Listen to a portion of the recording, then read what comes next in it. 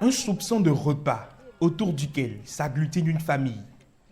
Des gamins, près d'une dizaine, contraints de s'attrouper autour d'une portion de nourriture pour atténuer leur faim. En plein 3e millénaire, manger à sa faim apparaît encore comme un luxe pour certaines communautés dans le monde entier. Leur seul espoir se repose sur la philanthropie des organismes internationaux.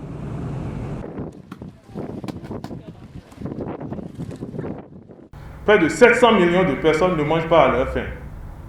Bien que nous produisions des quantités de nourriture plus que suffisantes pour nourrir le monde, nos systèmes agroalimentaires souffrent de déséquilibre. Des chiffres qui interpellent et qui sont à la hausse depuis l'avènement du coronavirus. La FAO, grand artisan d'un monde libéré de la faim, se bat au quotidien contre la malnutrition, la sous-alimentation et bien sûr la faim. Et le 16 octobre, depuis 40 ans, l'organisation marque un arrêt. La journée mondiale de l'alimentation de cette année, qui a pour thème « Cultiver, nourrir, préserver, ensemble, agir pour l'avenir », nous invite d'une part à bâtir des systèmes agroalimentaires plus résilients et plus solides et d'autre part à faire preuve d'une grande solidarité au niveau mondial.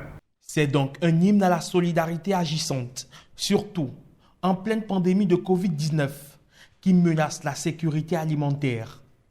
Et dans ce sens, le Bénin a fait d'énormes progrès. Face à la pandémie de Covid-19, le Conseil des ministres, sous la houlette de son chef, a pris récemment des mesures spécifiques en faveur du secteur agricole fortement touché par les effets de la pandémie. D'un coût global de 100 milliards de CFA, ces mesures orientées vers les entrepreneurs agricoles seront mises en œuvre à travers le Fonds national de développement agricole en accord avec les banques et les services financiers décentralisés. La célébration de la Journée mondiale de l'alimentation est jumelée avec la 24e édition du Téléfood, une souscription volontaire lancée pour récolter des fonds afin de soutenir de micro-projets. Les meilleures coopératives féminines de tout le Bénin sont également primées. La FAO continue sa marche pour donner du sourire au plus grand nombre pour que manger cesse d'être une équation difficile à résoudre pour près de 700 millions de personnes dans le monde.